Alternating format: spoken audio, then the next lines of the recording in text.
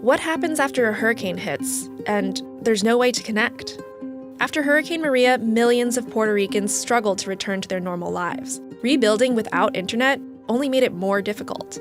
During a hurricane, chaos, misinformation is pervasive, so you need a solution to help people coordinate resources, to organize and communicate. That's Project Owl's founder. Their solution is a hardware and software disaster management system built on open source technology. It's based on cheap, durable, low-frequency Wi-Fi devices that connect to each other. That quickly reestablishes connectivity when a disaster area goes off the grid, a mobile ad hoc network. Then, civilians can connect with first responders in real time, so emergency services can deploy where they're needed. That influx of data is managed through Project Owl's software, which leverages the power of AI via IBM Watson Studio.